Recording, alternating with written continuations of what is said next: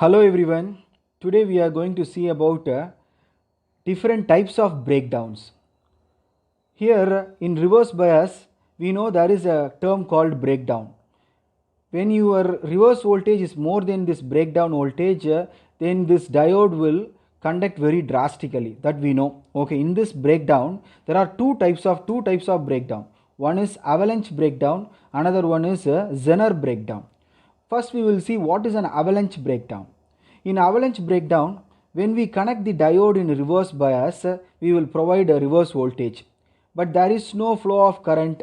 We know what is the operation for this diode during reverse bias condition, isn't it? When we increase the reverse voltage, reverse bias more and more, what will happen is the field, electric field near this diode junction will be increased.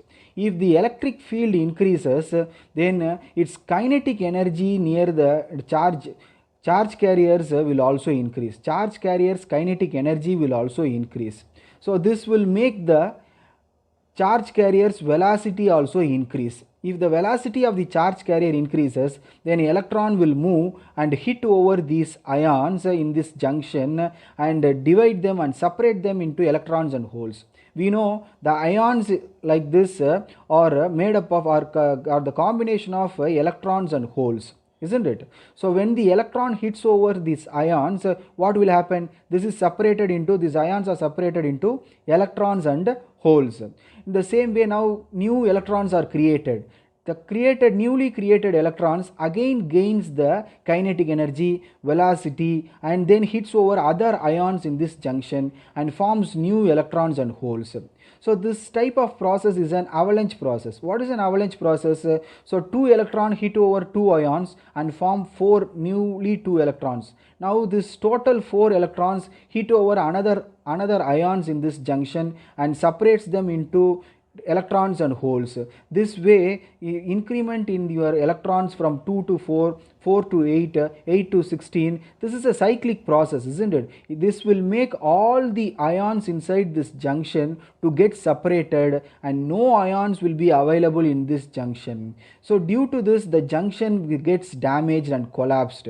This way of breakdown happening in the normal diode, PN junction diode, is called a avalanche breakdown. Okay, so once again I'm saying, see here, reverse bias we are increasing, automatically what increases? Field increases. If field increases, then charge carriers kinetic energy increases. Kinetic energy means automatically we know velocity increases. Then what will do? This charge carrier will hit the ions, then these ions will be separated into electrons and holes. This new charge carrier gains the velocity and hits the next ion. Now this process, avalanche process, starts. That is 2 to 4, 4 electron hits and create 8 electrons, 8 to 16. So all ions in the junctions are separated and the junction breaks down. So if the junction breaks down using this avalanche process, then it is totally damaged. This diode cannot be used.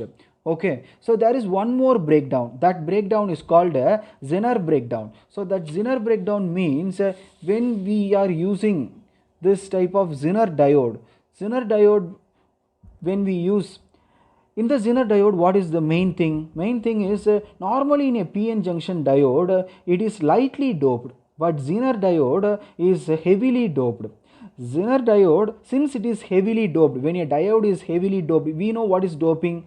Increasing the impurity level. If you increase the impurity level, then the depletion layer, the junction size will be very thin, very small. If the junction size become very thin, then when we apply a reverse voltage for these types of Zener diode, what will happen? When we increase the reverse voltage, with less reverse voltage itself, the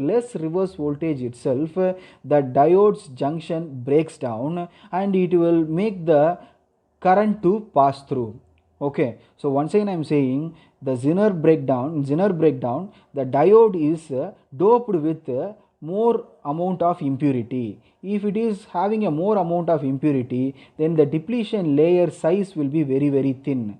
If the depletion layer size is very thin, if you apply very less reverse voltage itself, the diode junction will breaks down and the current increases drastically. So here, since the diode gets breakdown with less reverse voltage, this diode is not completely damaged. You can also reuse this Zener diode even after Zener breakdown. Even there is a Zener breakdown, even you created this into a Zener breakdown, if you use this diode in reverse bias and you are creating a Zener breakdown, even then this diode can be reused.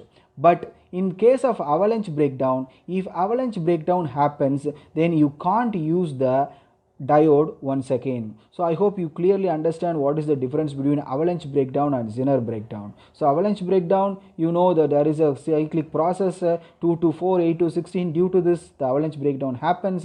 But in Zener breakdown, we just make the diode, convert the diode by means of adding high doping material impurities, which makes the layer depletion layer very thin, which makes the diode breaks down in less reverse voltage itself. So there are different applications for this Zener breakdown and Zener diode. Mainly it is used for voltage regulator. Okay, so I hope you clear about now about the avalanche breakdown and the Zener breakdown. Thank you. If you like the video, kindly subscribe to our channel Systemism. Thank you. Your subscription is our motivation. Kindly share with your friends.